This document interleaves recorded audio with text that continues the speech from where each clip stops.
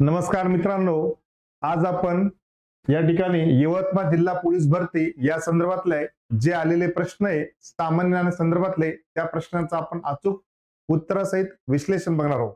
बघा मित्रांनो, आपल्या सर्वांना माहिती आहे 2022-23 मध्ये जे काही फॉर्म भरण्यात आलेले पोलीस विभागाचे या फॉर्म मार्फत आता जुलै 2024 पासून महाराष्ट्राच्या वेगवेगळ्या जिल्ह्यामध्ये पोलीस विभागाच्या वेगवेगळ्या पदासंदर्भातले पेपर सुरू आहे.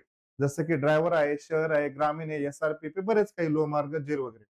तर त्यातला मित्रांनो, आपण आजपासून जे काही पेपर झालेले आहे पोलीस भरतीचे, या पोलीस भरतीच्या पेपर मधले सामान्य ज्ञानचे जे प्रश्न आले ते प्रत्येक प्रश्न जिल्हा वाईज आपण अचूक उत्तर आणि विश्लेषण सहित बघणार आहे. तर चला मित्रांनो, जास्त वेळ न दवडता आजच्या आपल्या सेशनला आपण सुरुवात करूया. आजचा आपला जिल्हा आहे यवतमाळ जिल्हा पोलीस भरती 2022-23 आणि हा जो पेपर आहे मित्रांनो 7 जुलै 2024 रोजी झालेला आहे. आणि याच्यामध्ये सामान्य ज्ञान संदर्भातले जे काही प्रश्न आले त्या प्रश्नात आपण अचूक उत्तर आणि विश्लेषण बघणार आहोत. तर चला मित्रांनो, जास्त वेळ न दवडता इतर चर्चाला जास्त वाव न देता थेट आपल्या प्रश्नाला हात घालूया. तर बघा मित्रांनो, या ठिकाणी या पेपरमध्ये जो पहिला प्रश्न आलेला बघा आपल्याला काय आलेला आहे, स्वतंत्र दिव्यांग विभाग स्थापन करणारे भारतातील पहिले राज्य कोणते ठरले आहे? पहिले आपलं माहिती मित्रांनो, हँडिकॅपला आपण अपंग म्हणायचो, अपंग शब्द वगळून आता त्या ठिकाणी आपण दिव्यांग शब्द सुरू केलेला आहे. मग असं दिव्यांग स्वतंत्र विभाग कोणत्या राज्यामध्ये स्थापन करण्यात आलेला, अशा प्रकारचा प्रश्न आहे.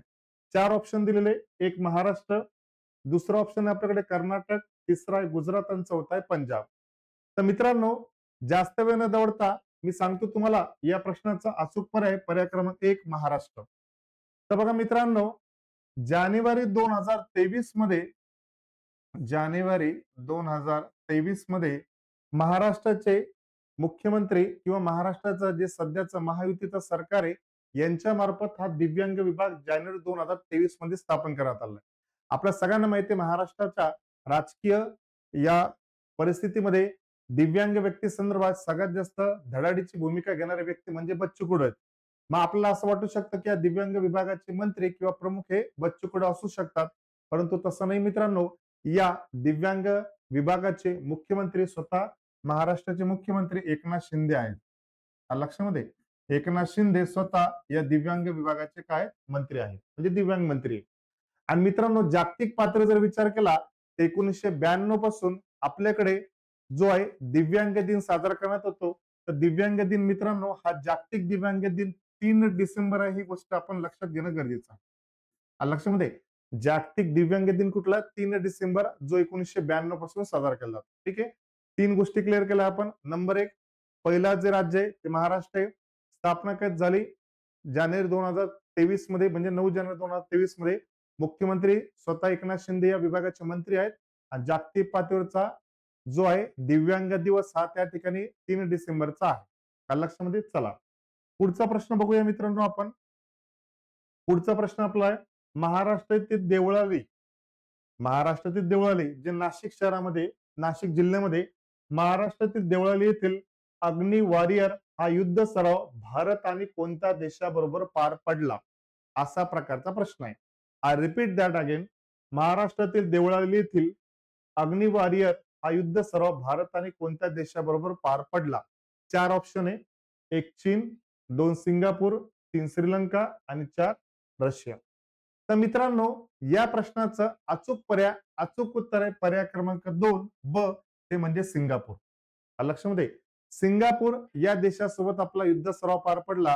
तर हा जो युद्ध सराव मित्रांनो पार पडलेला आहे, हा युद्ध सराव आपला बघा त्या ठिकाणी जवळपास आपण सांगू इच्छितो डिसेंबर 2022 मध्ये पार पडलेला आहे. लक्षामध्ये, नोव्हेंबर डिसेंबर 2022 मध्ये हा जो सराव हा पार पडलेला आहे. आणि हा सराव कुठे पार पडलेला आहे? देवळाली या ठिकाणी पार पडलेला आहे. देवळाली म्हणजे कुठे?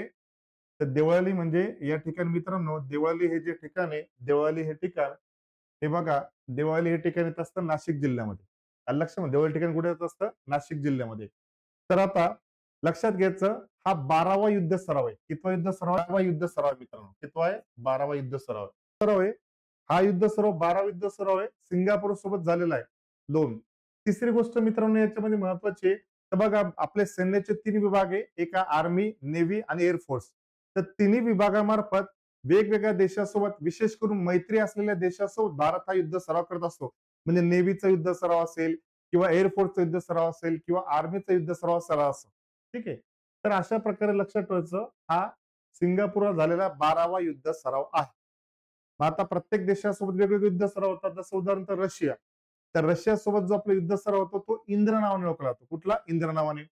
चायना सोबत जो आपला युद्ध सराव होतो हँड टू हँड या नावाने युद्ध सराव होतो. कुठला? Hand to hand. लक्षामध्ये हँड टू हँड असं या युद्ध सरावाचं नाव आहे. रशिया सोबत जो होतो आपला तो इंद्र नावाचा युद्ध सराव हा होत असतो. त्या लक्षामध्ये तर लक्षात घ्यायचं या प्रश्नाचा अचूक पर्याय आपला पर्याय क्रमांक 2 सिंगापूर. लक्षामध्ये मग आपला माहिती आहे चायना, श्रीलंका, रशिया हे 3 देश नाही तर अचूक पर्याय कुठला आपला सिंगापूर. लक्षामध्ये याच्यातला काय बघितलं आपण नंबर 1 उत्तर काय उत्तर आहे आपलं सिंगापूर. दुसरं काय बघितलं आपण किती युद्ध सराव होता 12वा. लक्षामध्ये नंबर 3 याचे उत्तर दिल्या युद्ध सरावाचं नाव काय होतं अग्नी वॉरियर. काय नाव होतं मित्रांनो अग्नी वॉरियर. ठीक आहे. तर या प्रकारे मित्रांनो आहे आणि देवळाली हे नाशिक जिल्ह्यात येतं आणि हे कटक मंडळ आहे किंवा छावणी मंडळ आहे किंवा कॅन्टोन्मेंट बोर्ड आहे. लक्षामध्ये महाराष्ट्रामध्ये मित्रांनो जवळपास आपल्याकडे 7 कटक मंडळ आहे. त्याच्यामध्ये आपलं एक आहे स्वतः छत्रपती संभाजीनगर, दुसरं आहे अहमदनगरचं, तिसरं आहे पुण्यामध्ये पुणे कॅम्प, चौथं आहे पुण्यामधलं देहू, पाचवं त्या ठिकाणी पुणे, 6वं आहे त्या ठिकाणी आपलं नागपूरचं कामठी आणि 7वं आपलं नाशिक मधलं देवळाली. अशा प्रकारे मित्रांनो महाराष्ट्रामध्ये 7 कटक मंडळ आहे. त्यातलं एक कटक मंडळ म्हणजे नाशिक जिल्ह्यातलं देवळाली. ठीक आहे. चला पुढचा प्रश्न घेऊया आपण.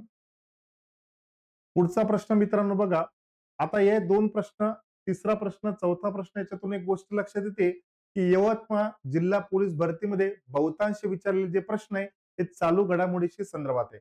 त्याच्यामध्ये चालू घडामोडी संदर्भातले आपण आपलं जे नॉलेज आहे ते अद्ययावत ठेवणं गरजेचं आहे. चला मित्रांनो पुढचा प्रश्न बघूया.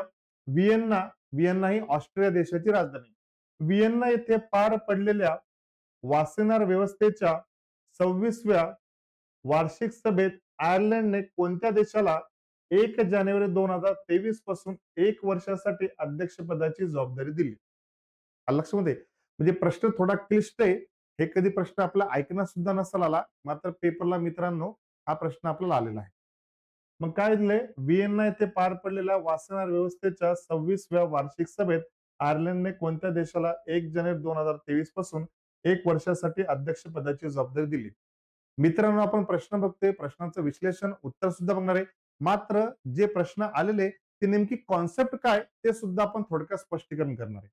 तर बघा इथं काय दिलेलं आहे सगळ्यात पहिले व्हिएन्ना. आता या प्रश्नाचं सगळ्यात पहिले उत्तर देतो तुम्हाला. या ठिकाणी मित्रांनो या प्रश्नाचे 4 पर्याय होते. 1 भारत, 2 रशिया, तिसरा अमेरिका आणि चौथा आहे जपान. या प्रश्नाचा अचूक पर्याय मित्रांनो पर्याय क्रमांक 1 भारत. लक्षामध्ये तर अध्यक्षपदाची जबाबदारी कोणाला दिली त्या ठिकाणी भारताला दिलेली आहे. आता सगळ्यात पहिले बघूया की वासनार व्यवस्था काय असतो. वासनार व्यवस्था म्हणजे काय तर नेदरलँड देश आहे. नेदरलँड मध्ये हेग शहर आहे. हेग राजधानी या हेग शहराचं एक उपनगर आहे त्याचं नाव आहे वासनार. म्हणजे वासनार हे एका शहराचं नाव आहे. जसं दिल्ली नवी दिल्ली, मुंबई नवी मुंबई, तसं हे वासनार एक शहर आहे नेदरलँड मधलं. पहिली गोष्ट. दुसरी गोष्ट वासनार व्यवस्था कशासाठी आहे तर मित्रांनो या वासनार व्यवस्थेमध्ये जे देश आहे जवळपास 42 देश आहे सध्या. तर वासनार व्यवस्थेमध्ये जे देश आहे ते देश एकमेकांना त्यांचे ट्रेडिशनल जे शस्त्र आहेत आणि नवीन जे आण्विक किंवा परमाणु किंवा न्यूक्लिअर जे शस्त्र वापरतात तर ते कुठले शस्त्र त्यांनी डेव्हलप केलेले त्याची एकमेक देशांना ते माहिती देत असतात. म्हणजे समजा 42 देश आहे, एक भारत देश आहे, एक आयर्लंड देश आहे. ठीक आहे. तर आयर्लंडकडे कोणते जुने शस्त्र आहे, भारताकडे कोणते जुने शस्त्र आहे ते एकमेकांना माहिती आहे. आयर्लंडने नवीन कुठले शस्त्र डेव्हलप केले, भारताने कुठले नवीन शस्त्र डेव्हलप केले त्याची एकमेकांना माहिती दिली जात असते. लक्षामध्ये मग या वासना व्यवस्थेमध्ये परंपरागत आणि नवीन परमाणु किंवा आण्विक शस्त्रासंदर्भातली माहिती एकमेक देशाला दिली जाते. हे वासनार व्यवस्थेचं काम आहे. 2. आता तिसरा मुद्दा आहे मित्रांनो ही जी वासनार व्यवस्था ना ही वासनार व्यवस्था 1996 पासून सुरू झाली. कितीपासून झाली 1996 पासून आणि म्हणजे 96 ला स्थापना झाली आणि 97-98 पासून कामाला ऍक्च्युअल मध्ये सुरुवात झाली. ठीक आहे. आणि या वासना व्यवस्थेमध्ये 2023 मध्ये कोणाला अध्यक्षपद जबाब दिली भारताला. कोणाला दिली आपल्या भारत देशाला दिलेली आहे. आणि मित्रांनो, तर भारताला जी जबाबदारी दिली तर भारताने 2017 मध्ये वासना व्यवस्थेचं सदस्यत्व पद स्वीकारलेले. भारत या वासना व्यवस्थेचा सदस्य कधी झालं तर 2017 मध्ये झालाय आणि भारत याचा 42वा सदस्य देश आहे. कितवा सदस्य देश आहे? 42वा. आणि हे जे अध्यक्षपद दिलेले, हे अध्यक्षपद त्या ठिकाणी जो दिलेले ते जयदीप मुजुमदार ही व्यक्ती त्या ठिकाणी काय करणार आहे? हे वासनार व्यवस्थेचं अध्यक्षपद भूषवणार आहे. म्हणजे भारताला अध्यक्षपद दिलं, मात्र भारतामार्फत कोणती व्यक्ती पद भूषवणार आहे? तर हे पद त्या ठिकाणी जयदीप मुजुमदार ही व्यक्ती पद भूषवणार आहे. आलं लक्षामध्ये? अपेक्षा करतो प्रश्न समजला, उत्तर पण समजलं. सगळ्यात पहिली वासनार व्यवस्था. वासना एक शहराचं नाव आहे. वासनार कुठलं शहर आहे? नेदरलँड मधले. वासनार म्हणजे काय? या ग्रुप मधल्या सदस्यांनी एकमेकांच्या शस्त्राविषयी एकमेकांना माहिती द्यायची. 2017 मध्ये भारत याचा सदस्य झाला, जो 42वा आहे. 2023 मध्ये भारताचं अध्यक्षपद भूषवणार आहे आणि अध्यक्षपद कोण भूषवणार आहे? तर जयदीप मुजुमदार भूषवणार आहे. ओके, चला पुढचा प्रश्न घेऊया आपण. पुढचा प्रश्न चौथा. भारताच्या अणुऊर्जा विभागाच्या, हा सुद्धा न्यूक्लिअर डिपार्टमेंट संदर्भात प्रश्न आहे. भारताच्या अणुऊर्जा विभागाच्या वतीने 22 डिसेंबर 2022 रोजी अटल इन्क्युबेशन केंद्राची कोणत्या ठिकाणी सुरुवात झाली? लक्षामध्ये अशा प्रकारचा प्रश्न आहे. 4 ऑप्शन आहे. श्रीहरिकोटा, ब आहे भाभा अणुशक्ती केंद्र मुंबई म्हणजे बार्क, सी आहे IIT मुंबई आणि 4 आहे ड IIT चेन्नई. रिपीट प्रश्न करतो, पहिले प्रश्न समजून घ्या. भारताच्या अणुऊर्जा विभागाच्या वतीने 22 डिसेंबर 2022 रोजी अटल इन्क्युबेशन केंद्राची कोणत्या ठिकाणी सुरुवात झालेली आहे? 4 ऑप्शन आहे आणि मित्रांनो या 4 ऑप्शन पैकी अचूक पर्याय आपला भाभा अणुशक्ती केंद्र.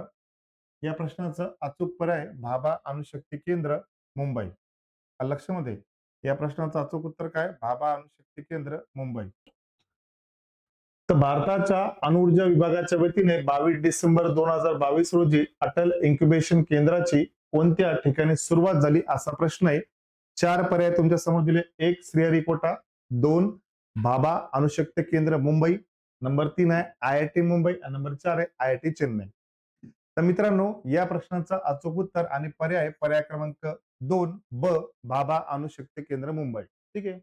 आता सगळ्यात पहिले सांगितलं फक्त प्रश्न आहे, प्रश्नाचं उत्तर द्यायचं, थोडंफार काहीतरी बोलायचं, निघून जायचं असं नाही. कारण की हे प्रश्न यवतमाळ जिल्हा पोलीस भरतीमध्ये आलेले खूप काठिण्य पातळी जास्त होती. प्रश्नाचे अर्थ सुद्धा विद्यार्थ्यांना कळले नाही, त्याच्यामुळे बऱ्याच जणांचे प्रश्न चुकलेले.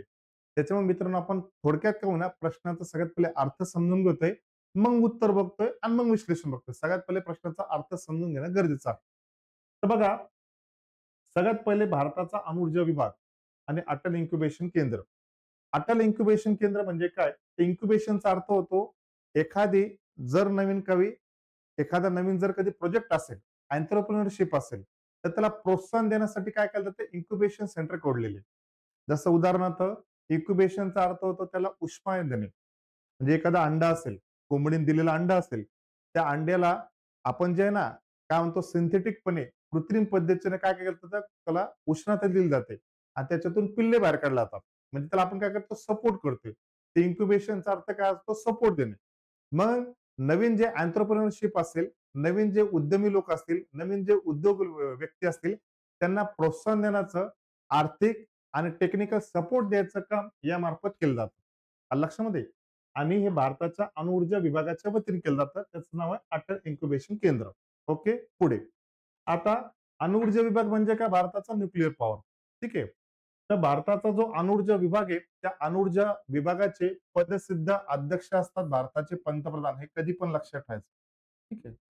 भारताचा जो अणुऊर्जा विभाग आहे त्याचे पदसिद्ध अध्यक्ष कोण असतात?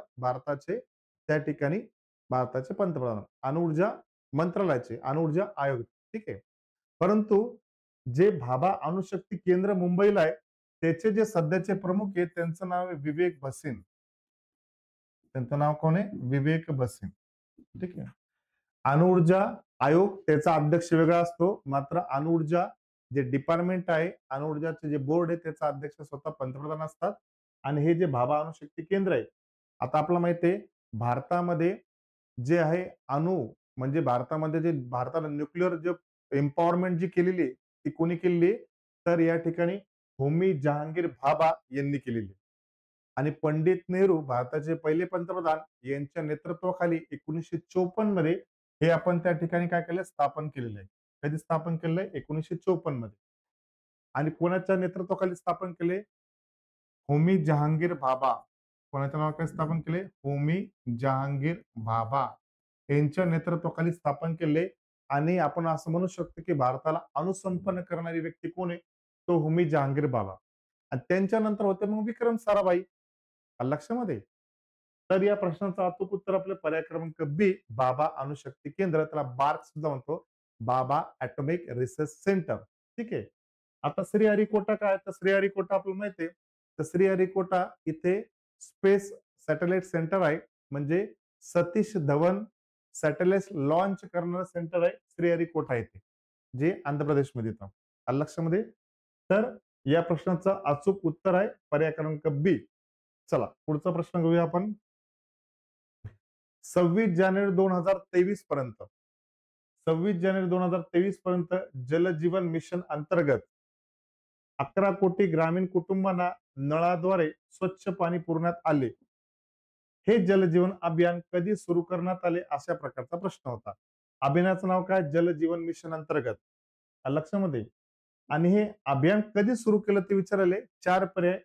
पहिला पर्याय अ, 15 ऑगस्ट 2018. पर्याय क्रमांक 2, 15 ऑगस्ट 2019. पर्याय क्रमांक 3, 15 ऑगस्ट 2020. आणि पर्याय क्रमांक 4 ड, 15 ऑगस्ट 2021.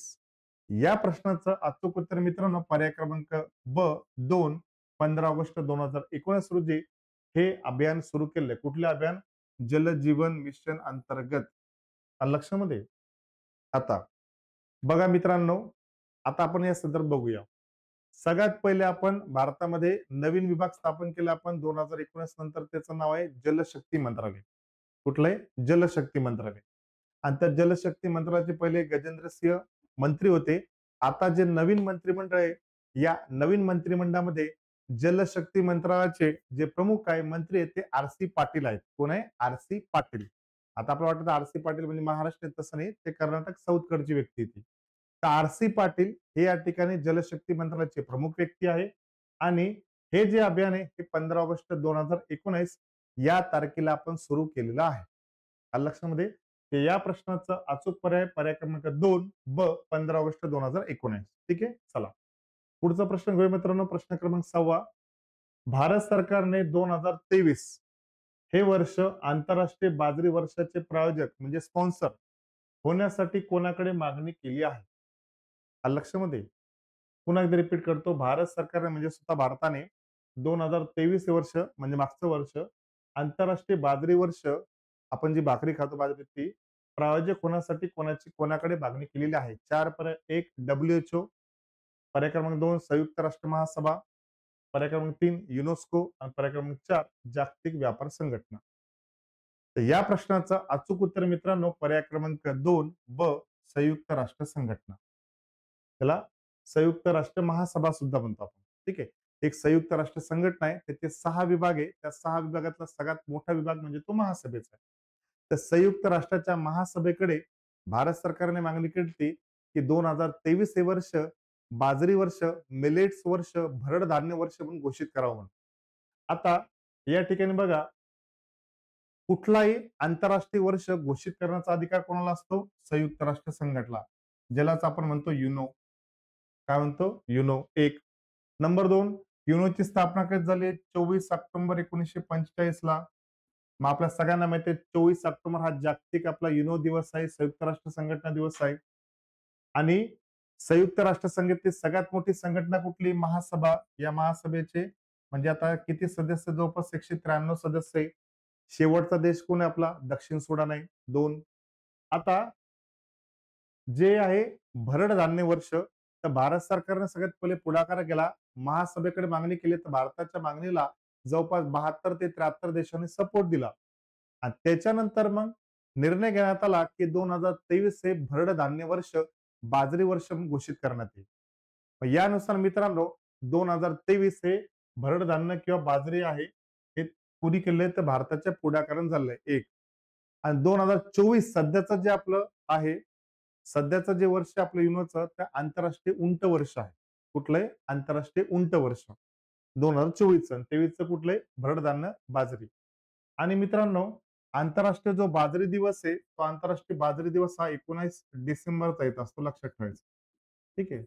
जागतिक बाजरी दिवस कुठला आपला? 19 डिसेंबर हा जागतिक बाजरी दिवस आहे. भरडधान्य आहे. लक्षामध्ये आहे. तर भरडधान्याविषयी जनजागृती होण्यासाठी या प्रकारचं घोषित केलेलं आहे. आता उरलेलं जे आहे, आता आपल्याला माहिती आहे संयुक्त राष्ट्र महासभेचं मुख्यालय कुठे? न्यूयॉर्कला, अमेरिकेमध्ये. जागतिक व्यापार संघटना याच्याकडे तर करणार नाही, कारण की व्यापारी संघटना आहे. याचं मुख्यालय कुठे? स्वित्झर्लंडमध्ये जेनेवा येथे.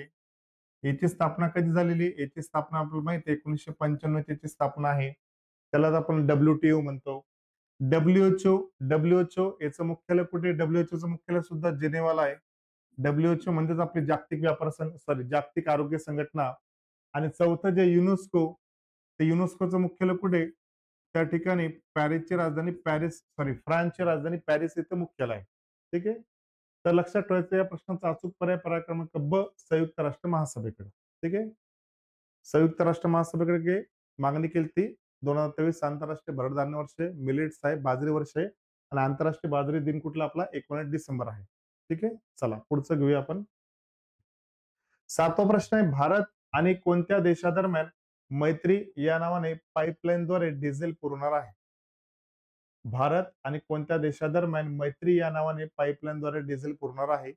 4 पर्याय. 1 भारत नेपाळ, 2 ब भारत आणि जपान, तिसरा आहे भारत आणि श्रीलंका आणि चौथा आहे भारत आणि बांगलादेश. तर मित्रांनो 4 पर्याय तुमच्या समोर आहे. प्रश्न तुम्हाला दिसतोय. या प्रश्नाचं अचूक जे उत्तर आहे ते अचूक आहे. उत्तर आहे पर्याय क्रमांक 4 ड भारत आणि बांगलादेश. भारत आणि बांगलादेश या 2 देशादरम्यान मैत्री या नावाने आपण काय करणार आहे? डिझेलचं पुरवला जाणार आहे. लक्षामध्ये. आणि याची जी सुरुवात केली मित्रांनो, याची सुरुवात आपण साधारणतः 2018 मध्येच केलेली आहे. याच्याद्वारे डिझेल पुरवण्याचं काम सुरू आहे. आणि याच्यातला मित्रांनो जो काही भाग आहे तर भारताकडे फक्त 5% भाग आहे. जास्ताचा जो शेअर आहे, जास्ताचा जो भाग आहे तो बांगलादेशकडे आहे. मग आपल्याला असा प्रश्न येतो की भारत का भार उचलतो? भारत का कर्ज देतो? भारत का सपोर्ट देतो? साधी सिंपल गोष्ट मित्रांनो, फॉरेन पॉलिसी आहे. आपल्या देशाच्या बाजूला जे काही देश आहे, नेपाळ असेल, बांगलादेश असेल, भूटान असेल, हे छोटे छोटे देश, आपण जर त्यांना मदत नाही केली तर चीन सारखे देश त्याच्यावरती एक तर नजर लावून ठेवलेलेच आहे. त्यांना ते मदत देणार, कर्जाखाली डुबवणार आणि ते म्हणतील तसं त्यांच्याकडून योजना पूर्ण करून घेणार, भारत विरोधी काम करणार.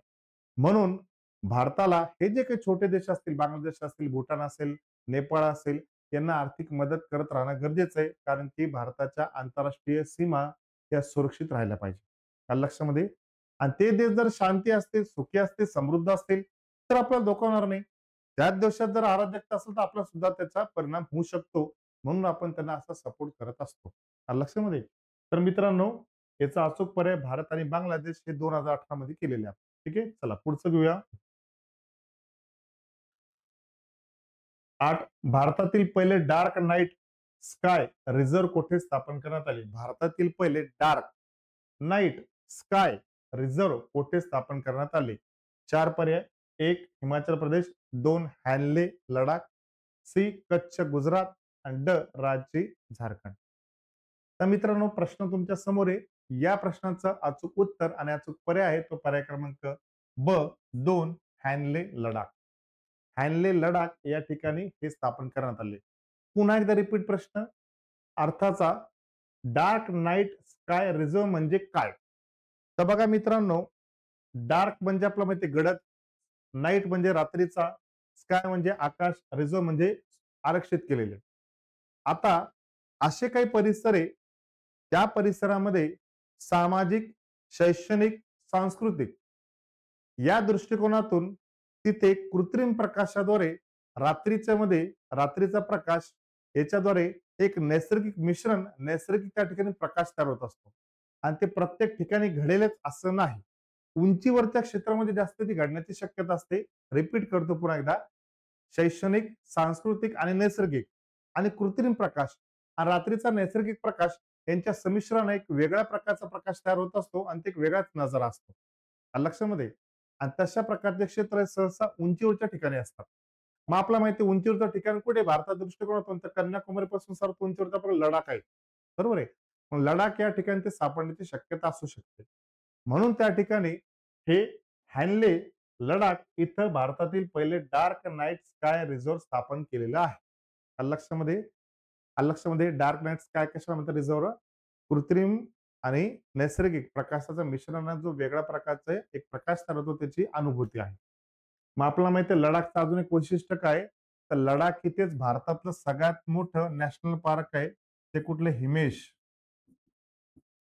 हिमेश नॅशनल पार्क हे भारतातलं जे आपले काही नॅशनल पार्क आहे राष्ट्रीय उद्यान आहे 105 106 त्यात सगळ्यात मोठं नॅशनल पार्क हे लडाख मध्ये आहे हिमेश नॅशनल पार्क हे साधारण त्या ठिकाणी 3520 चौरस किलोमीटर मध्ये येत असतं लक्षामध्ये हे भारतातलं सर्वात मोठं राष्ट्रीय उद्यान आहे नॅशनल पार्क आहे हिमेश नॅशनल पार्क आणि तिथेच आपण हे डार्क नाईट स्काय रिझॉर्ट स्थापन केलेलं आहे ठीक आहे चला आता झारखंडचं काय झारखंडच्या राजधानी ते काही वेगळं सांगायची गरज नाही आता स्पष्टीकरण द्यायचं म्हणजे काही अवांतर बोलत बसा त्याला काही अर्थ नाही स्पष्टीकरण काय असतं जो प्रश्न विचारलेला आहे त्या प्रश्नाचं जे उत्तर आहे त्याच्या संदर्भातलं स्पष्टीकरण असावं किंवा प्रश्नासंदर्भातलं स्पष्टीकरण असावं कुठं ना कुठं त्या स्पष्टीकरणाला अर्थ राहणार नाही काही सांगायचं म्हणून काही सांगत बसायचं नाही स्पष्टीकरण द्यायचं म्हणून त्याच्यामुळे मोजकं स्पष्टीकरण गरजेचं आहे हिमाचल प्रदेश काय हिमाचल प्रदेश एक सहज त्याने ऑप्शन दिलेलं आहे आणि कच्छ आणि गुजरात तर असा काही विशेष नाहीये फक्त काय ऑप्शन आपलं हॅनली लडाख ठीक आहे चला पुढचा घेऊया प्रश्न 9 नंबरचा शेतीमधील वहिवाटी संदर्भातील वाद संपुष्टात आणण्यासाठी महाराष्ट्र राज्य महसूल विभागामार्फत कोणती योजना अंमलात आणणार आहे काय सांगितले शेतीतले जे वाद असतील वहिवाटी संदर्भातले ते मिटवण्यासाठी राज्य सरकारने म्हणजे महाराष्ट्र राज्य महसूल विभागाने कोणती योजना अंमलात आणणार आहे एक मदत योजना दोन राहत योजना तीन सलोखा योजना चौथी सहमत योजना एक मदत दोन राहत तीन सलोखांच्या सहमत तर या प्रश्नाचा अचूक पर्याय मित्रांनो पर्याय क्रमांक 3 सलोखा योजना लक्षामध्ये म्हणजे कसं बघा वाद संपुष्टात आणण्यासाठी जसं बघा पाठीमागे गावातले तंटे मिटवण्यासाठी एक योजना आली होती महात्मा गांधी तंटामुक्त योजना कुठल्या ती महात्मा गांधी तंटामुक्त योजना त्या गावातले वाद मिटवण्यासाठी पोलीस स्टेशन पर्यंत वाद जाऊ नये कोर्टात केस जाऊ नये दोन्ही पार्टीचं नुकसान होणे म्हणून अशी होती मग तसंच आता शेती आपल्या घरातली आहे आता शेतीमध्ये जेव्हा शेतीची वाटणी होत असते तेव्हा वाद होत असतो भावाभावामध्ये भावकीचा वाद होत असतो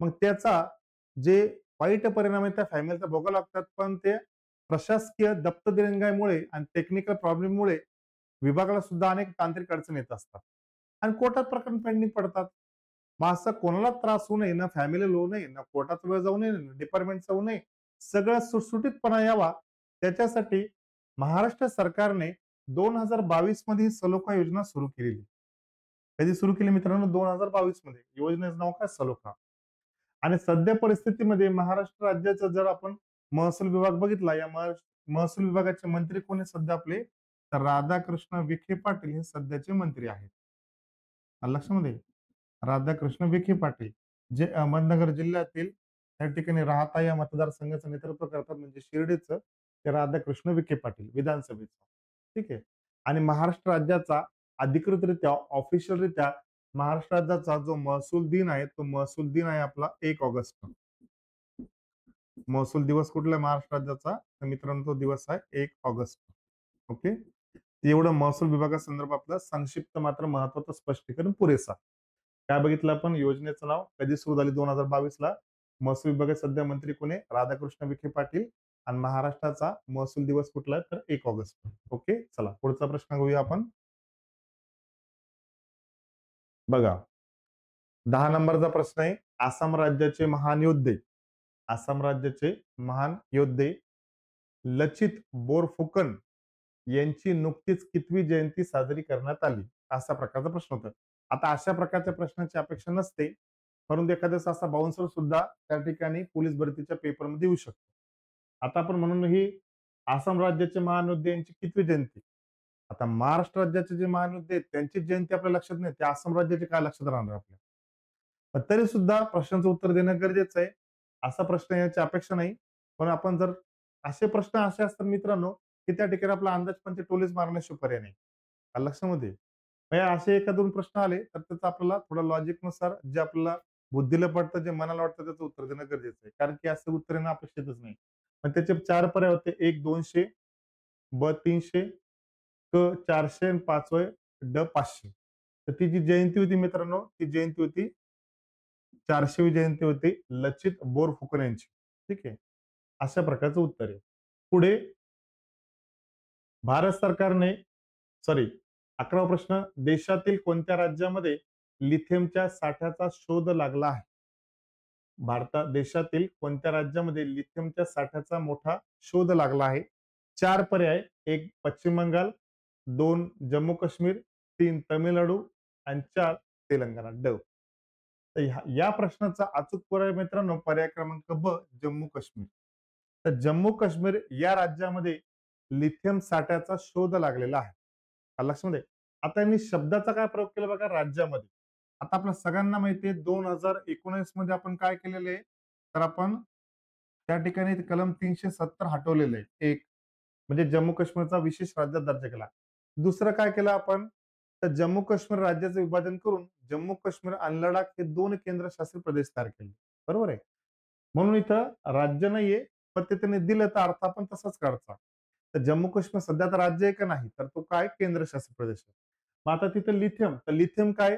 तर लिथियम हे खूप अत्यंत महागाचं, अत्यंत महत्वपूर्ण, अत्यंत दुर्मिळ असं खनिज त्या ठिकाणी काय खनिज संपत्ती आहे. आणि त्या खनिज संपत्तीचा शोध लागला आहे. आणि त्या खनिज संपत्तीचा शोध लागला मग तो जम्मू काश्मीरला तर फायदा होणारच आहे. मात्र अनेक राजकीय पक्षांनी अशी टीका केलेली की कलम 370चा दर्जा काढला, लिथियमचे साठे सापडले म्हणून भारत सरकारने किंवा सरकारने मोठ्या उद्योगपतींच्या घशामध्ये या ठिकाणी जम्मू काश्मीर राज्य घालण्याचा प्रयत्न केलाय. कारण या लिथियम साठ्याचा उपयोग मोठे उद्योगपती स्वतःच्या फायद्यासाठी करू शकतात, बिझनेससाठी करू शकतात. तो पॉलिटिकल भाग झाला, तो भाग वेगळा आहे. फक्त लक्षात ठेवायचं की जम्मू काश्मीर राज्यामध्ये लिथियमच्या साठ्याचा शोध लागलेला आहे. ओके, चला पुढचा प्रश्न घेऊया. 12 नंबरचा, भारत सरकारने मीरा, मीरा म्हणजे आता काही मुलीचं नाव नाही, त्याचं पुढे फुल फॉर्म आहे. भारत सरकारने मीरा म्हणजेच millet international initiative for research and awareness सुरू करण्याचा प्रस्ताव सादर केला आहे. आता मीरा म्हणजे काय? MIIRA, millet international. मिलेट म्हणजे सेम तेच आता तुम्हाला सांगितलं. मिलेट म्हणजे काय मित्रांनो? भरड धान्य. काय? भरड धान्य. आणि भरड धान्य म्हणजेच काय? आपली त्या ठिकाणी बाजरी. बाजरी, ज्वारी सगळं येतं, पण विशेष करून या प्रश्नाच्या अनुषंगाने आपल्याला बाजरीचा उल्लेख करणं गरजेचं आहे. Millet international initiative. मिलेट म्हणजे बाजरी, भरड धान्य, इंटरनॅशनल म्हणजे आंतरराष्ट्रीय, इनिशिएटिव्ह म्हणजे पुढाकार, फॉर रिसर्च अँड अवेअरनेस म्हणजे जागरूकता. भारत सरकारने मीरा संदर्भात म्हणजे बाजरीच्या संदर्भात जागरूकता आणण्यासाठी आणि नवीन त्याचा काही शोध लावण्यासाठी जो पुढाकार घेतलेला आहे त्याचा प्रस्ताव कुठं सादर केला असा तो प्रश्न आहे. 4 पर्याय होते, 1 दिल्ली, 2 बँगलोर, सी चेन्नई आणि ड मुंबई. या प्रश्नाचं अचूक उत्तर मित्रांनो पर्याय क्रमांक 1 दिल्ली. आलं लक्षामध्ये? आता आपण जो प्रश्न बघितला होता ना कुठला, तर 2023 मध्ये हे आंतरराष्ट्रीय बाजरी वर्ष घोषित करण्यासाठी भारत सरकारने कोणाकडे प्रस्ताव सादर केला किंवा कोणाकडे प्रायोजक केलं, तर मित्रांनो तोच प्रश्न फक्त वेगळ्या पद्धतीने विचारलाय. सेम आपलं माहिती आहे 2023 आंतरराष्ट्रीय बाजरी वर्ष आहे, भरड वर्ष आहे. आपण माहितलं की 19 डिसेंबर हा जागतिक बाजरी दिन आहे. पण त्याच गोष्टी इथं तंतोतंत लागू पडतात. त्याच्यामध्ये तेच रिपीट स्पष्टीकरण देण्यात काही अर्थ नाही. सेम तीच गोष्ट आहे. 2023 हे आंतरराष्ट्रीय बाजरी वर्ष आहे. भारताने संयुक्त महासभेकडे म्हणजे महासभेकडे मागणी केली होती. 19 डिसेंबर हा जागतिक बाजरी दिन आहे. आणि भरडधान्य या पद्धतीने केलेलं आहे. ठीक आहे. चला पुढचा घेऊया. 13 नंबरचा, जय जय महाराष्ट्र माझा या महाराष्ट्र गीताचा राज्यगीत म्हणून स्वीकार करण्यात आला. या गीताचे गीतकार कोण? लिरिक्स कोण? लिहिणारी व्यक्ती कोण? 4 पर्याय, 1 विठ्ठल बडे, ब विजय जोशी, 3 राजा बडे, 4 ग दि माडगुळकर. तर आपल्या सगळ्यांना माहिती मित्रांनो हा सोपा प्रश्न आहे. या प्रश्नाचा अचूक उत्तर आहे राजा बडे. राजा बडे हे जय जय महाराष्ट्र माझा या राज्यगीताचे काय गीतकार आहेत. आता काय या संदर्भात ते थोडक्यातलं स्पष्टीकरण बघूया. जय जय महाराष्ट्र माझा हे जे राज्यगीत आहे, हे राज्यगीत पुन्हा आत्ताच मागच्या वर्षी 19 फेब्रुवारी म्हणजे छत्रपती शिवरायांच्या जयंतीच्या निमित्ताने 19 फेब्रुवारी 2023 ला स्वीकारण्यात आलेला आहे. मागच्याच वर्षी कधी स्वीकारलंय? 19 फेब्रुवारी 2023 ला महाराष्ट्राचे मुख्यमंत्री यांनी घोषणा केली की आता राज्यगीत असणार आहे. हे जे आहे राज्यगीत जय जय महाराष्ट्र माझा लिहिलेले कोणी? राजा बडेंनी. लक्षामध्ये मात्र म्हटलेलं कोणी ते म्हणजे गायक कोण आहे? तर गायक आहे मित्रांनो ते शाहीर कृष्णराव साबळे. शाहीर कृष्णराव साबळे किंवा शाहीर कृष्णराव साबळे म्हटले तरी चालेल, काही अडचण नाही. शाहीर कृष्णराव साबळे या गीताचे गायक आहे. आणि हे जे गीत आहे हे संगीतबद्ध कोणी केलेलं आहे म्हणजे म्युझिक डायरेक्टर कोण होता? त्याचं म्युझिक दिलेलं मित्रांनो, याचं संगीत दिलेलं याला त्या ठिकाणी श्रीनिवास खळे यांनी. कोण दिले? श्रीनिवास खळे यांनी हे म्युझिक दिलेलं आहे. आणि जसं आपण राष्ट्रगीत म्हणण्यासाठी किती सेकंद लागतात? आपल्याला 52 सेकंद लागतात. राष्ट्रगीत म्हणण्यासाठी किती लागतात? 52 सेकंद. तसं मित्रांनो हे जे गीत आहे ऑफिशियलरित्या 1 मिनिट 41 सेकंदामध्ये समाप्त होणं गरजेचं आहे. कितीमध्ये? 1 मिनिट 41 सेकंदामध्ये. ठीक आहे. चला एवढं पुरेसं आहे स्पष्टीकरण. आणि 1965 मध्ये सगळ्यात पहिले हे गीत मित्रांनो म्हणण्यात आले म्हणजे पब्लिश झाले 1965 मध्ये महाराष्ट्र राज्याच्या स्थापनेच्या 5 वर्षानंतर. ठीक आहे. काय काय बघितलं? ऑप्शन मधलं उत्तर बघितलं राजा बडे, गीतकार, संगीतबद्ध केले श्रीनिवास खळे यांनी आणि म्हटलेलं आहे गायक शाहीर श्री कृष्णराव साबळे यांनी. कधी मान्यता भेटली? 19 फेब्रुवारी 2023 ला छत्रपती शिवरायांच्या जयंतीचं औचित्य साधून मान्यता दिली आहे. आणि 1 मिनिट 41 सेकंदामध्ये हे राज्यगीत समाप्त होणं आवश्यक आहे. ठीक आहे. चला पुढचा प्रश्न घेऊया. कोणता देश 4 एप्रिल 2023 रोजी नॉर्थ अटलांटिक ट्रीटी ऑर्गनायझेशन म्हणजेच नाटो या लष्करी आघाडीत समाविष्ट झालेला आहे? अशा प्रकारचा तो प्रश्न आहे. कोणता देश 4 एप्रिल 2023 रोजी नॉर्थ अटलांटिक ट्रीटी ऑर्गनायझेशन याच्यामध्ये समाविष्ट झालेला आहे? अशा प्रकारचा तो प्रश्न आपल्याला विचारलेला आहे. मग हा जो प्रश्न मित्रांनो, या प्रश्नाचा जर आपण कधी उत्तर द्यायचा प्रयत्न केला तर या प्रश्नाचा अचूक पर्याय काय आपला? या प्रश्नाचा अचूक जो पर्याय मित्रांनो, या प्रश्नाचा अचूक पर्याय आहे आपल्याकडे, त्या प्रश्नाचा अचूक पर्याय आपल्याकडे पर्याय क्रमांक क फिनलंड. काय? पर्याय क्रमांक सी फिनलंड. 4 ऑप्शन होते. 1 थायलंड, 2 भारत, सी फिनलंड आणि 4 श्रीलंका. 4 ऑप्शन होते. तर या प्रश्नाचं अचूक उत्तर काय? फिनलंड. थोडं पुन्हा एकदा किंचित प्रश्नाचा अर्थ समजून घेऊया. नॉर्थ अटलांटिक ट्रीटी ऑर्गनायझेशन म्हणजे काय हो? तर दुसऱ्या महायुद्धानंतर 1945 नंतर जगाची विभागणी 2 गटात झाली. किती गटात? 2. एक होता भांडवलशाही अमेरिका आणि दुसरा होता साम्यवादी रशिया. तर भांडवलशाही जे देश आहे म्हणजे उदाहरणार्थ अमेरिका आणि बाकीचे इंग्लंड, फ्रान्स वगैरे मंडळी तर यांनी एक संघटना स्थापन केली ती म्हणजे NATO, North Atlantic Treaty Organisation म्हणजे उत्तर अटलांटिक संघटना अशी त्यांची आहे. आणि ही जी संघटना आहे ही संघटना साधारणतः 1949 मध्ये स्थापन करण्यात आली. कधी? 1949 ला. आणि या संघटनेचं जे मुख्यालय ते बेल्जियमची राजधानी ब्रुसेल्स या ठिकाणी त्याचं मुख्यालय. कुठे? बेल्जियमची राजधानी ब्रुसेल्स. मग आता नाटो काय? तर नाटो काही विशेष नाही. नाटो एक सदस्य ग्रुप आहे देश, त्याच्यामध्ये जवळपास 32 देश आहेत. किती देश आहे? 32. मग कशासाठी आहे? तर एका सिद्धांतावर चालतात, त्या सिद्धांताचं नाव आहे सामूहिक सुरक्षितता. कशावर चालतात? सामूहिक सुरक्षितता. आता तुम्ही म्हणता सामूहिक सुरक्षितता म्हणजे काय? तर सामूहिक सुरक्षितता म्हणजे त्या ठिकाणी कलेक्टिव्हिटी सिक्युरिटी. म्हणजे काय? समजा त्याच्यामध्ये 32 देश. 32 देशापैकी आपला 32वा कुठला झाला? फिनलंड. आता समजा फिनलंडवर जर एखाद्या देशाने आक्रमण कधी केलं, तर उरलेले 31 देश ज्या देशाने फिनलंडवर आक्रमण केलं त्याच्यावर आक्रमण करतील. म्हणजे जसं आता रशियाने युक्रेनवर आक्रमण केलंय, बरोबर आहे? तसंच मग समजा रशियाने कधी फिनलंडवर आक्रमण केलं, तर उरलेले जे 31 देश आहे ते सगळे रशियावर आक्रमण करतील. आलं लक्षामध्ये? त्याला काय म्हणतात? सामूहिक सुरक्षितता. आणि या सामूहिक सुरक्षितता सिद्धांताच्या आधारावरती हा नाटो संघटना चालत असते.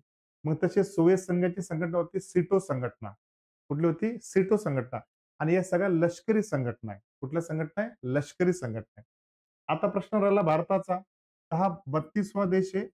31वा देश जो आहे तो स्वीडन झालेला आपला. कुठला झालाय? स्वीडन.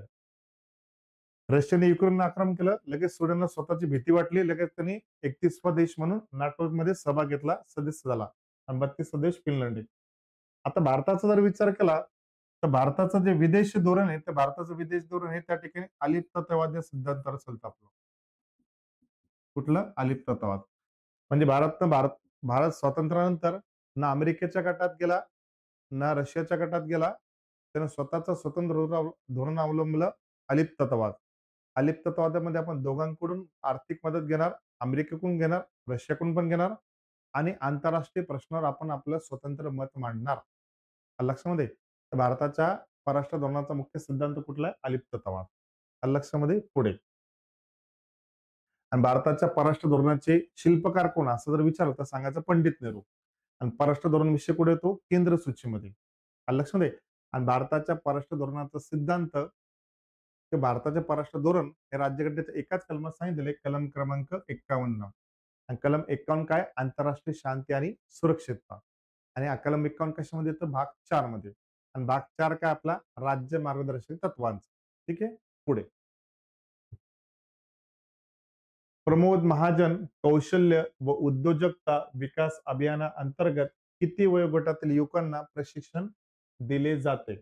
आता स्कीम आहे भारत सरकारची, प्रमोद महाजन कौशल्य व उद्योजकता विकास. आता हे कॅम्पेन केलेलं आहे, जसं होतं ना आपला skill India, startup India, make in India, तशी स्कीम आहे की प्रमोद महाजन कौशल्य व उद्योजकता विकास अभियानाअंतर्गत किती वयोगटातील युवकांना प्रशिक्षण दिले जाते? 4 ऑप्शन. 1 20 ते 30 वर्ष वयोगटातील, 2 30 ते 43 वयोगटातील, 3 45 पेक्षा जास्त वर्ष वयोगटातील आणि 4 15 ते 45 वर्ष वयोगटातील. तर या प्रश्नाचं अचूक उत्तर मित्रांनो 15 ते 45 वर्ष वयोगटातील. ठीक आहे. चला. आता बघा मित्रांनो, कुठलाही जरी देश असला आणि कुठलं जरी सरकार असो, राज्य सरकार असो, केंद्र सरकार असो, कुठला असो, कोणत्याही सरकारकडे एवढी कॅपॅसिटी नाही की ते नोकऱ्या जनरेट करू शकतो. आणि कुठल्याही सरकारचा प्रयत्न काय असतो? तर कुठल्याही सरकारचा प्रयत्न असतो स्वयंरोजगार निर्माण करायचा. लक्षामध्ये म्हणजे स्वतःच्या पायावर उभं करायचा, काम धंदा व्यवसाय उद्योगधंदा सुरू करायचा.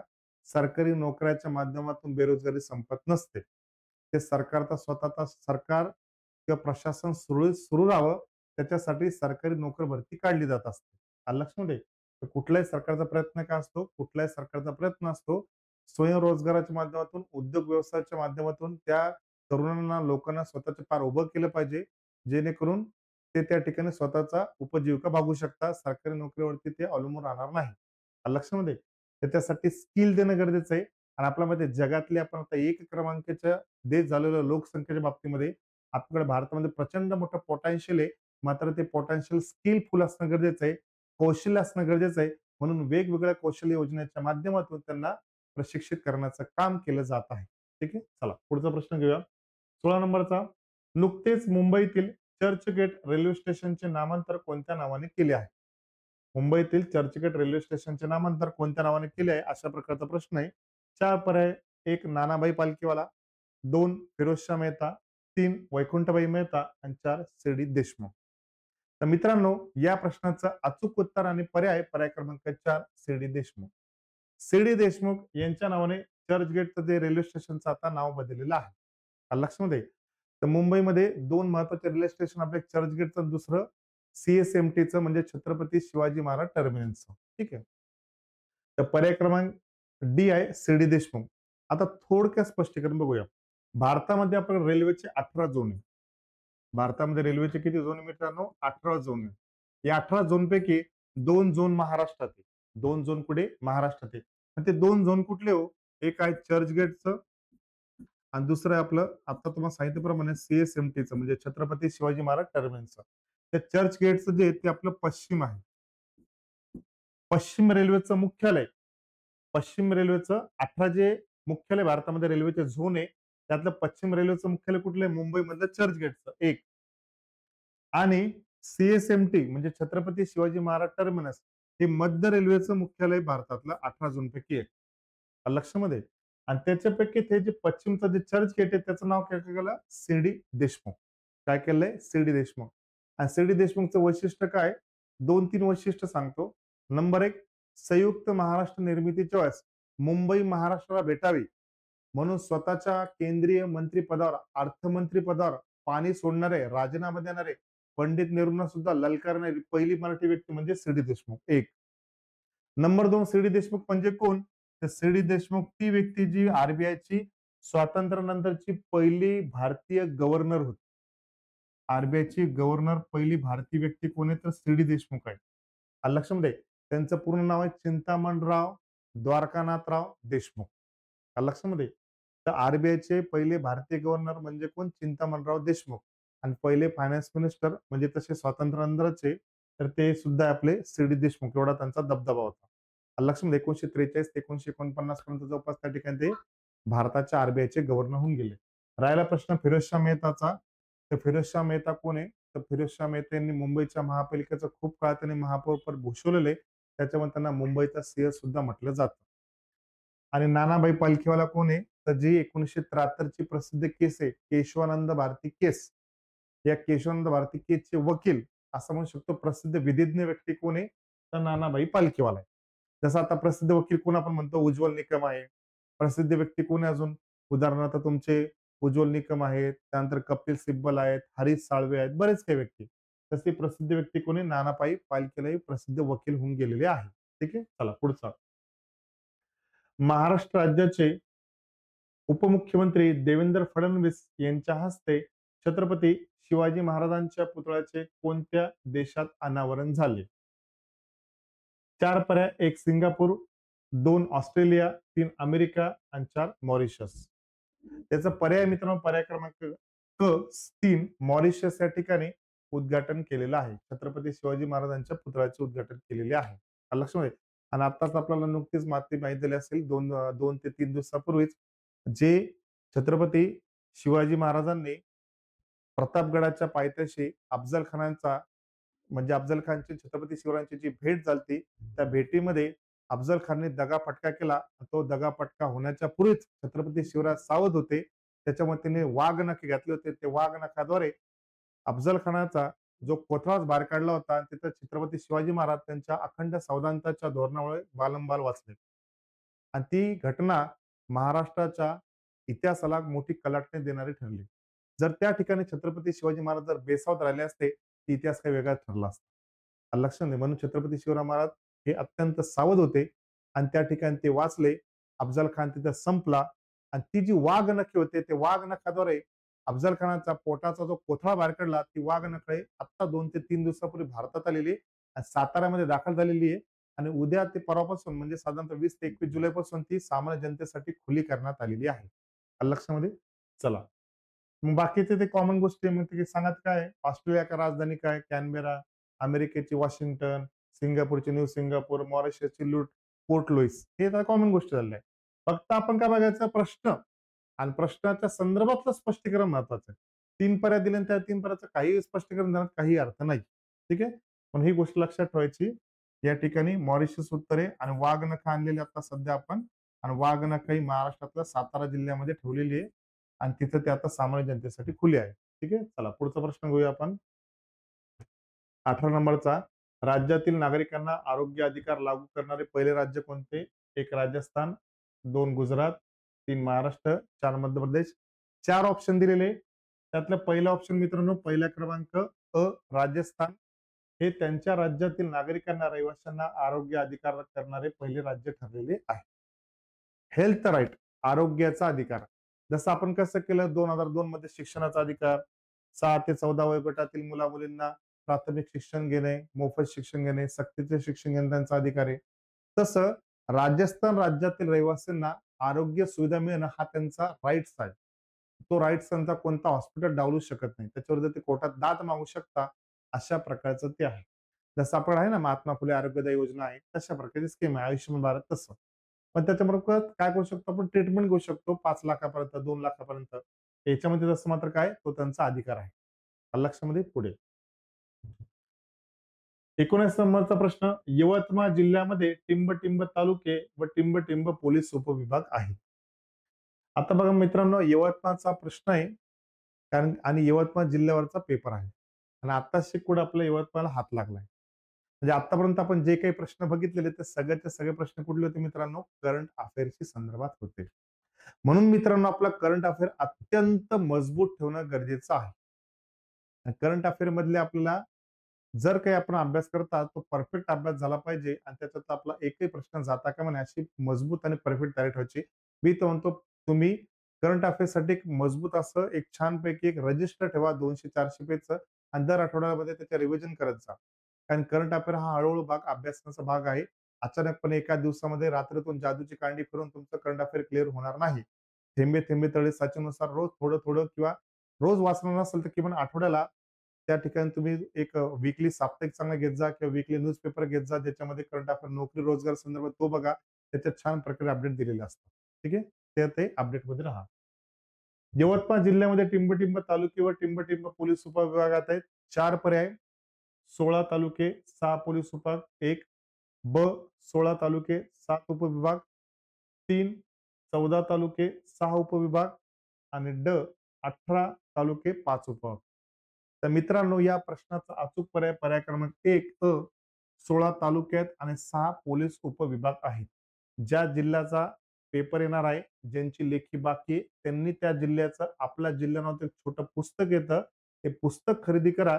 म्हणजे त्या जिल्ह्या संदर्भातली इत्थंभूत माहिती त्याच्यात दिलेली असते.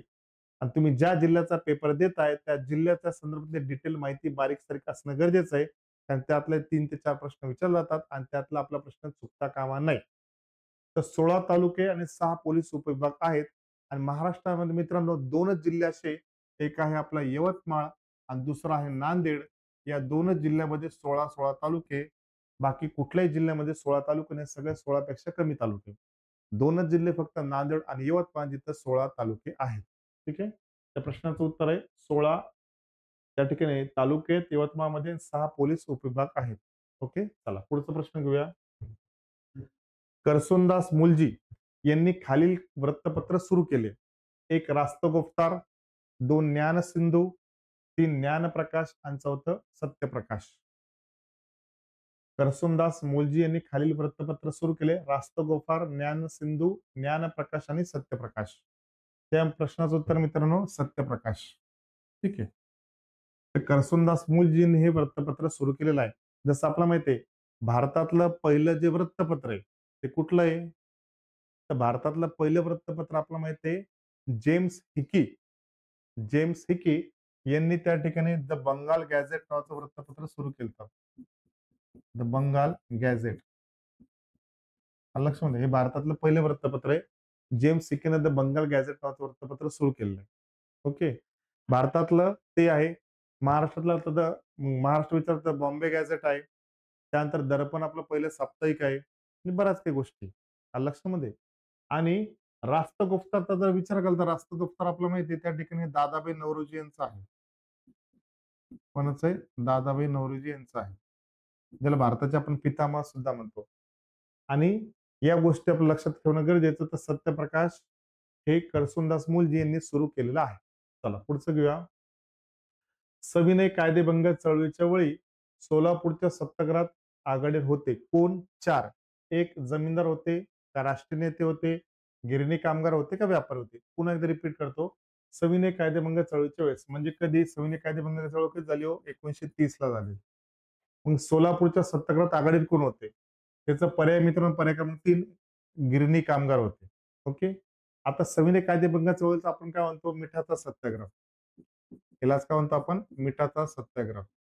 बरोबर आहे. तर आपला माहिती आहे मिठाचा सत्याग्रह 12 मार्च 1930 ला महात्मा गांधी त्यांच्या साबरमती आश्रमातून निघाले. जवळपास 385 किलोमीटरचं अंतर कापलं आणि 6 एप्रिल 1930 ला त्या ठिकाणी दांडी या ठिकाणी पोहोचले गुजरात राज्यामध्ये. नवसारी जिल्हा आहे त्याचा. मीठ उचललं आणि तिथून त्या ठिकाणी मिठाचा कायदा मोडला आणि तिथून भारतामध्ये सविनय कायदेभंगाच्या चळवळीला सुरुवात झाली. सविनय कायदेभंग म्हणजे काय? जे चुकीचे कायदे आहे ते अहिंसक पद्धतीने मोडणे, न मानणे, झुगारणे म्हणजेच काय? सविनय कायदेभंग. आलं लक्षामध्ये. सविनय म्हणजे कायद्यानुसार नियमानुसार त्याचा भंग करणे. उदाहरणार्थ सरकारनं सांगितलं की या चौकात जाऊन तुम्ही वंदे मातरम म्हणू नका. बळजबरीतीत जायचं, वंदे मातरम म्हणायचं. पोलीस आले पकडायला, पकडून नका जेलमध्ये जायचं. पोलिसांना मारायचं नाही, शिवीगाळ करायचं नाही, काहीच करायचं नाही. ते लाठीचार्ज जरी केला तरी गुपचूप तो सहन करायचा. कारण की महात्मा गांधीच्या आंदोलनाचं सूत्र काय होतं? अहिंसा. हात उचलायचा नाही. आलं लक्षामध्ये. तर ती सविनय कायदेभंग चळवळ. आता प्रश्न कुठला आहे? सोलापूरचा. तर सोलापूरमध्ये मित्रांनो प्रचंड मोठ्या प्रमाणात 6 ते 16 मे 1930 दरम्यान प्रचंड मोठा हिंसाचार सुरू होता, अवरोध सुरू होता आणि या दरम्यान पूर्ण भारतामध्ये होल इंडिया, आताचा बांगलादेश, आताचा पाकिस्तान, हे सुद्धा तेव्हा कोणाचे हिस्से होते? हे तेव्हा भारताचे हिस्से होते. आणि त्या काळामध्ये 16 मे 1930 ला त्या ठिकाणी संपूर्ण भारतात फक्त आपल्या महाराष्ट्रातल्या सोलापूर जिल्ह्यामध्येच काय होता?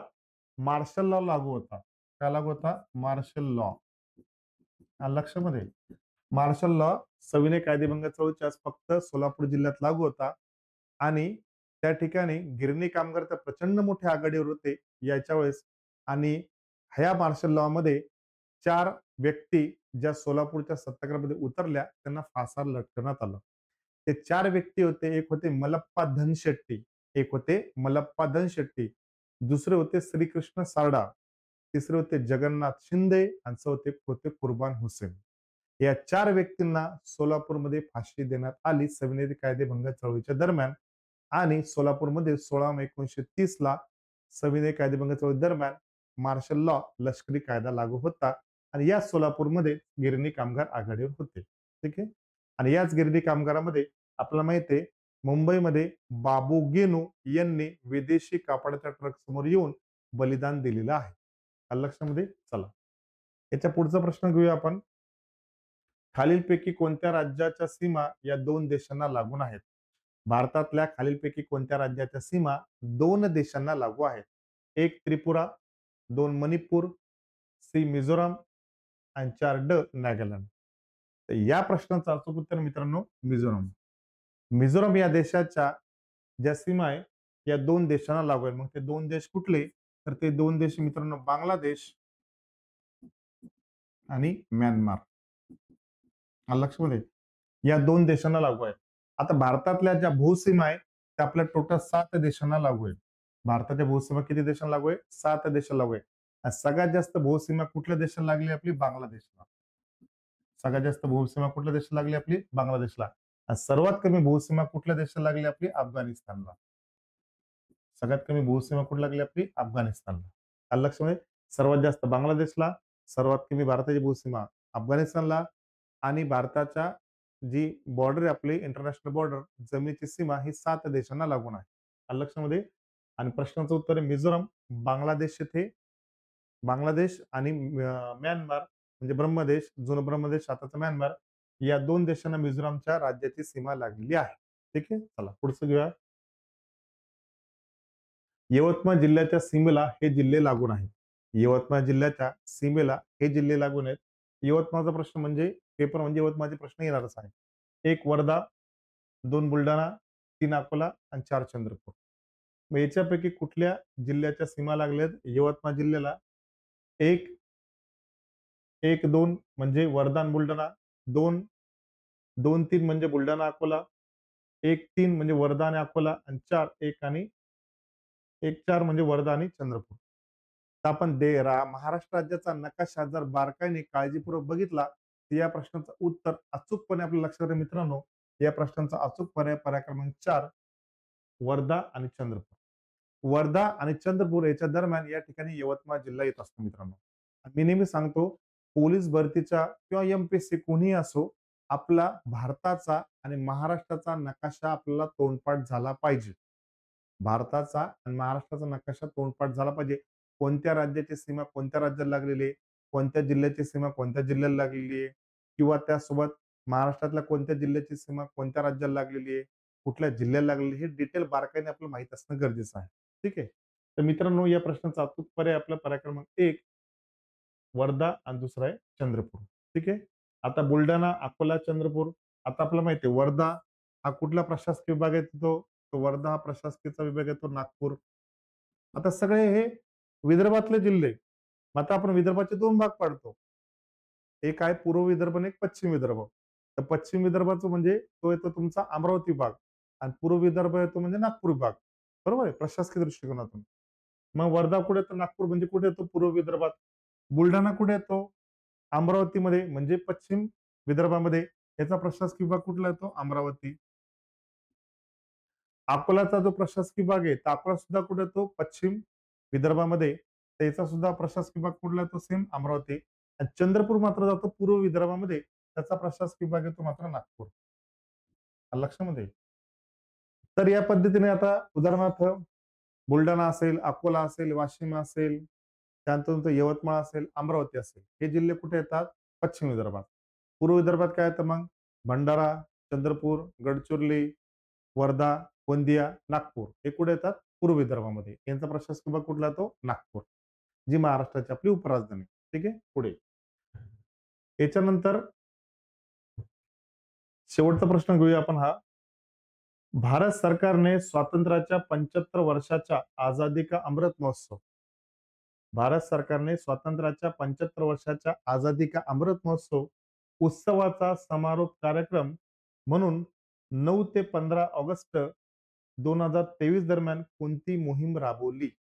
एक मेरी माटी मेरा देश, बी 2 अमृत भारत, नंबर 3 समर्थ भारत आणि नंबर 4 श्रेष्ठ भारत. आझादी का अमृत महोत्सव जो आपण साजरा केला 2023 मध्ये, म्हणजे तो फिनिश झाला आपला. तर तो 9 ते 15 ऑगस्ट दरम्यान कार्यक्रम चालला. 15 ऑगस्टला त्याचा समारोप झाला. पण 9 ते 15 ऑगस्ट दरम्यान याचा आपण समाप्तीच्या वेळेस एक मोहीम राबवली. त्या मोहिमेचं नाव काय? 4 पर्याय होते. त्या 4 पर्यायापैकी या प्रश्नाचा अचूक पर्याय मित्रांनो, अचूक पर्याय क्रमांक 1 मेरी माटी मेरा देश असं याचं उत्तर आहे.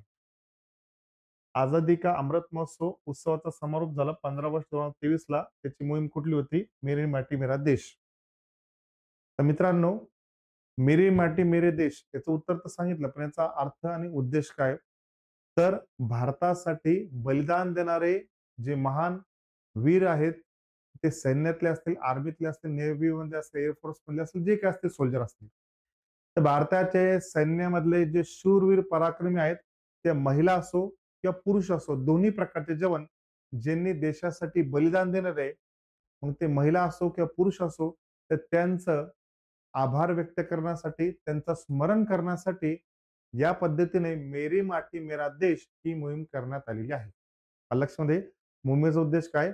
भारतासाठी बलिदान देणारे जे सैनिक असतील, मग ते स्त्री असो किंवा पुरुष असो, त्यांना आभार व्यक्त करण्यासाठी, त्यांच्याविषयी कृतज्ञता व्यक्त करण्यासाठी, त्यांचं स्मरण करण्यासाठी मेरी माटी मेरा देश ही मोहीम राबवण्यात आलेली आहे. ठीक आहे?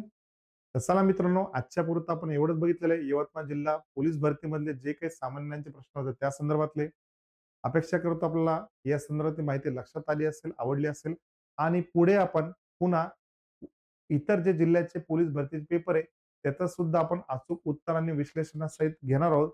आणि ज्यांचे लेखीची पोलीस भरती बाकी आहे, त्यांनी आवर्जूनपणे या ठिकाणी आपण जे विश्लेषण केले त्या पद्धतीने अभ्यास करावा. म्हणजे त्याचा तुमच्या पुढच्या लेखीसाठी खूपपणे फायदा होणार आहे. आजच्यासाठी एवढंच. भेटूया पुढच्या लेक्चरमध्ये. तोपर्यंत बाय बाय.